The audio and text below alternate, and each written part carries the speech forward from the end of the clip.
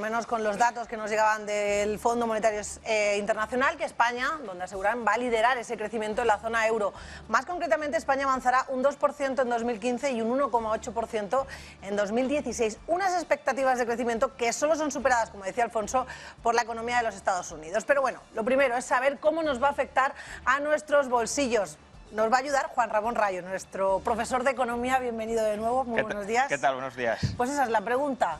¿Cómo lo vamos a notar nosotros, este crecimiento? Bueno, al final el crecimiento económico, si es crecimiento sano, siempre es positivo para cualquier economía y para cualquier grupo de ciudadanos de una economía, porque crecimiento económico es sinónimo de que sus ciudadanos tienen más renta, es decir, viven mejor, tienen más dinero en el bolsillo o disfrutan de más bienes y servicios para gastar. Pero insisto en la importancia de que sea crecimiento económico sano. Entre 2001 y 2007 la economía española creció muchísimo, pero lo que reflejaba ese crecimiento era la burbuja del ladrillo, que sí, a la gente se la engañó o se autoengañó pensando que vivíamos tiempos de gran prosperidad, cuando en realidad nos estábamos haciendo daño a nosotros mismos.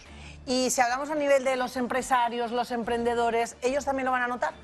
A veces se entiende el crecimiento económico como algo que nos cae encima y que nos beneficia o nos perjudica según si crecemos o decrecemos. Sí.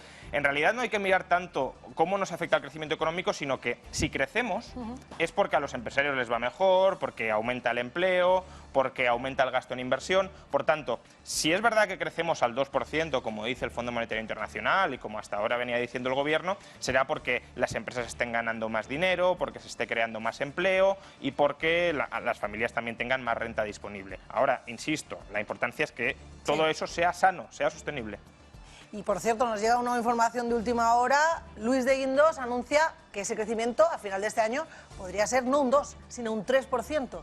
Es lo que se comenta en los mentideros del Gobierno. Aún así, tengamos en cuenta que entre 2012 y 2013 la economía española hizo así, con lo cual ahora hace un poquito así. Es decir, no es lo mismo crecer cuando estás alto que crecer cuando te has pegado pues un golpe bastante morrocotudo. Y de todas formas, tengamos presente que el crecimiento que se pronostica para este año, ¿sí? Y esto conviene que también lo sepamos, es un crecimiento sobre todo inducido por la construcción, con lo cual cuidado de no caer en vicios pasados, ¿no? En vicios pasados, sobre todo hoy mismo que estamos con el Banco Central Europeo inyectando liquidez, etcétera, que eso que significa dar facilidades de endeudamiento a la gente para ver si vuelve a caer en la misma trampa, en la misma carrera de la rata y fingimos un crecimiento más insano de lo que deberíamos. Quiero también saber que ahora nos expliques cómo de importantes son los datos que nos llegan desde el Fondo Monetario Internacional, pero quiero que veamos también el mapa de cómo el crecimiento va a afectar a todos los países. Hablábamos del 2%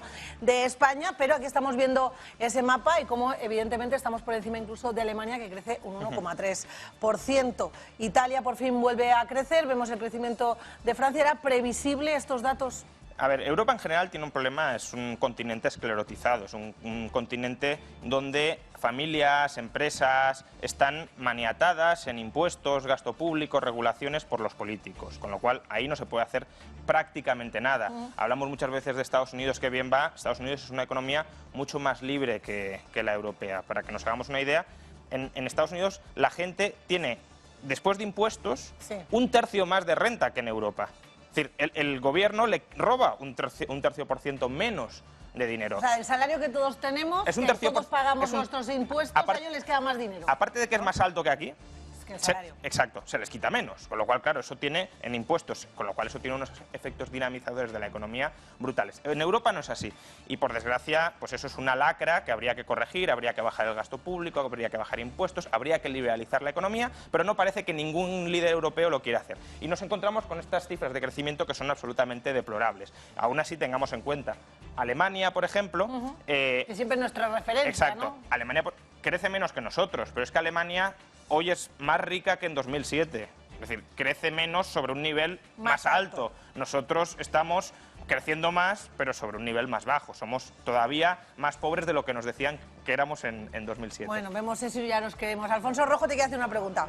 Nada más. Esta mañana se ha hecho pública la encuesta de la EPA y los titulares de los periódicos, de las webs, todos los principales, El País, El Mundo, el ABC, todos iban por el cómputo anual. Todos decían que había caído casi 500.000 el número de parados en España en 2014. ¿Cómo interpretas tú estos datos y estos titulares? Son muy buenos datos. Es decir, crear 500.000 de empleos en un año, desde luego, son cifras muy notables. Aún así, tengamos en cuenta lo mismo. No es lo mismo crear 500.000 empleos cuando tienes 6 millones de parados que crear 500.000 empleos cuando te quedan 3 o cuando te crean 2,5. Entonces, la economía española y las familias y las empresas necesitamos que este ritmo siga avanzando muy aceleradamente. ¿Por qué España está siendo capaz de generar tanto empleo o ese empleo bastante notable en unas condiciones que siguen siendo adversas?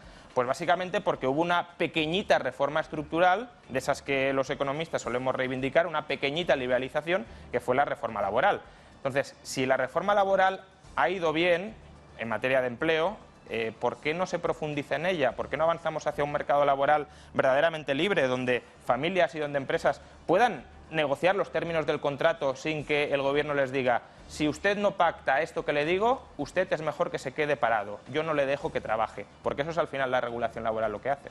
Bueno, pues muchísimas gracias, Juan Ramón Rayo, Sí. Nuestro economista de Que cabecera. va a venir todos los jueves Que va a con venir, bueno, nosotros. todas las semanas lo Todas tenemos las aquí. semanas, para que nos Lo vayas tenemos aquí. contando y nos vayas haciendo que entendamos todas estas novedades. Como digo, gracias por estar aquí. Muchas gracias a vosotros.